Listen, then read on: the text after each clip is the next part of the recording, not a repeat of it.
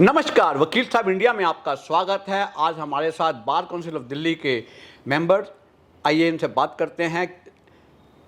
क्या कारण है आखिरकार Delhi high court bar association का जो इलेक्शन पिछले 3 साल से पेंडिंग था और अचानक उसको डिक्लेयर करने के बाद क्यों कर सस्पेंड कर दिया गया है, वजह जानते हैं। आइए देखिए। सर, आपका नाम?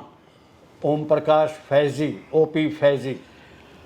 सर, आप बताएंगे, क्योंकि आप बार काउंसिल के मेंबर भी हैं, क्या वजह है आखिरकार कैसे समझते हैं क्यों कर आखिरकार ये इलेक्शन जो है पोस्टपोन कर दिया गया? इसके पीछे कोई वेस्टेड इंटरेस्ट है क्या? देखिए, ये चुनाव है 28 सितंबर के लिए शेड्यूल था होना, और इसके लिए कैंडिडेट्स ने बहुत तैयारी की हुई थी at the cost of their professional practice को छोड़ते हुए, और ये पोस्टपोन कर दिया। ऑस्टेंसिबली जो नोटिफिकेशन आई है उसमें ये लिखा गया है कि इलेक्शन प्रोसेस जो ईवीएम मशीन से होता है वो ईवीएम मशीन अवेलेबल नहीं है, बिकॉज ईवीएम मशीन्स का कोई रेंटल पुराना पेंडिंग था और वो उसकी पेमेंट जो कि लगभग 1 करोड़ के ऊपर है, वो डिमांड करी गई है कि वो पहले पेमेंट कर दी जाए, उसके बाद ईवीएम मशीन अवेलेबल होगी, फिर ये इलेक्शन होगा 28 सितंबर के लिए जो शेड्यूल्ड था। सर, एक बात बताइए, जबकि इलेक्शन नोटिस जारी हो चुका हुआ है, शेड्यूल ऑलरेडी फिक्स हो चुका हुआ है, मेंबर सब अपनी तैयारी कर रहे थे, जो भी कैंडिडेट जो हैं, आप क्या समझते हैं कि क्या कोई वेस्टेड इंटरेस्ट या कुछ देखते हैं कि कुछ बायस नतीजे की वजह से ये सब चीज़ें की बायस इंटेंशन की वजह से ऐसा किया गया है? देखिए, ये मैं जो बार काउंसिल के जहाँ एसोसिएशन लेवल पे मैंने बहुत चुनाव देखे हैं और मैं खुद भी कैंडिडेट रहा हूँ।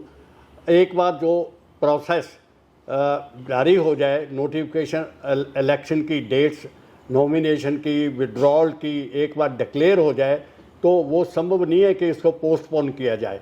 जहाँ तक non availability of EVM machine का है, पहले भी तो चुनाव मैनुअल होते रहे हैं कि बैलेट पेपर छप जाए और बैलेट पेपर पर कैंडिडेट्स का नाम हो, उसी पर जो वोटर को अपना फ्रेंचाइज एक्सरसाइज करने का राइट है उसी पर वो वोट दे, पहले भी होते हैं।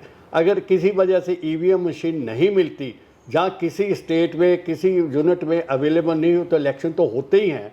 तो मेरा कहने का भाव है, अगर मशीन अवेलेबल नहीं थी, जब इतनी तैयारी हो चुकी है और एक बार नोटिफिकेशन सारा प्रोसेस जारी हो गया है, तो ये इसको रद्द कर देना या पोस्टपोन कर देना, सस्पेंड करना, ये कोई ज़्यादा वायबल नहीं है। सर, मेरा ये कहना है कि करीबन आप कह रहे हैं करीबन 1.5-2 करोड़ रुपए इन्होंने पिछला पेमेंट नहीं दी गई है, तो ये क्या जो इलेक्शन कमीशन था, जो इलेक्शन का कंडक्ट करवा रहे हैं, क्या उनको ये सब बातें पहले मालूम नहीं थी? क्या उनकी नॉलेज में बातें डाली नहीं गई थी क्या? नहीं, बात ऐसी नहीं है कि वैसी नॉलेज में डाली गई हो। बस मेरा कहने का भाव तो ये तो इंस्टीट्यूशन है। दिल्ली हाई कोर्ट कुछ it's not a small institution. जहाँ जिनके पास मशीनें जहाँ से हमने रेंटल पर लेके आनी थी, वो भी कोई स्मॉल इंस्टीट्यूशन है। ये तो इंस्टीट्यूशन है। पैसे तो बाद में भी मांगे जा सकते थे या रिकवरी हो सकती थी, पर ये इलेक्शन प्रोसेस को पोस्टपोन नहीं करना चाहिए था। ये it doesn't give a good signal. तो मेरा ये मानना है कि इलेक्शन इसी डेट पर 28 सितंबर को हो जाना चाहिए। सर, अब being a bar council member, आपने समझते कि हमारी जो बार काउंसिल दिल्ली है उसको इस मामले में इंटरफेयर करना चाहिए? नहीं, देखिए, बार काउंसिल अब दिल्ली के पास कोई ऐसी ना तो फंक्शन है, ना ही कोई ऐसी पावर है कि किसी इंस्टीट्यूशन में जो बार एसोसिएशन है उनके अफेयर्स में और पर्टिकुलरली इलेक्शन वगैरह में कोई इंटरफियरेंस कर सके। ऐसा कोई बार काउंसिल का फंक्शन भी नहीं है, कोई ड्यूटी भी नहीं है, कोई राइट भी नहीं है। ये दोनों सेपरेट इंस्टीट्यूशंस हैं।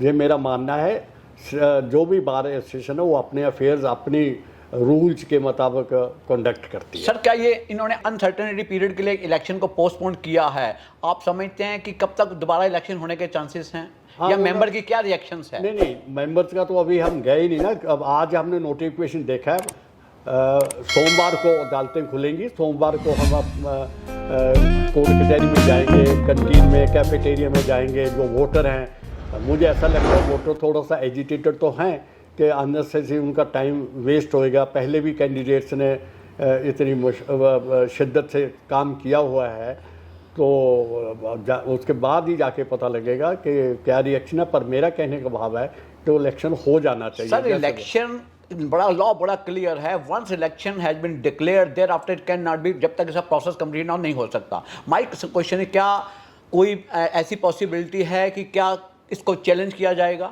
नहीं, देखिए जो आप कह रहे हैं वो लिमिटेड है। अगर नॉमिनेशन हो जाते, विड्रॉल की डेट निकल जाती, फिर तो पोस्टपोन बिल्कुल ही नहीं हो सकते थे। अब ये तो हाफ वे है, only dates have been declared पर nomination have not yet been filed, तो ये हाफ वे है। पर आई मीन ये भी पोस्टपोन नहीं हो सकते। One notification has been done कि on such and such date there would be nomination, withdrawals and election will be held. Logically ये पोस्टपोन नहीं हो सकते।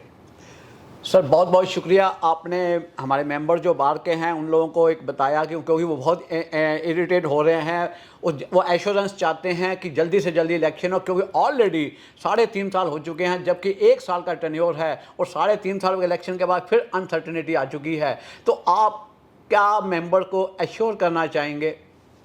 मैं आपके इस चैनल के माध्यम से यही कहूँगा मेंबर्स को, वो थोड़ी पेशेंस रखें और जो भी प्रोसेस उसमें ट्रस्ट एंड कॉन्फिडेंस रखें।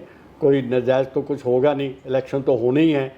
और मेरा मानना है कि हम बात करेंगे जाके कल अपने जो भी कमिश्नर है इलेक्शन का भी, इलेक्शन 28 तारीख को हो। कोई ख़ास ऐसे ईवीएम मशीन का कोई ज़्यादा नहीं है।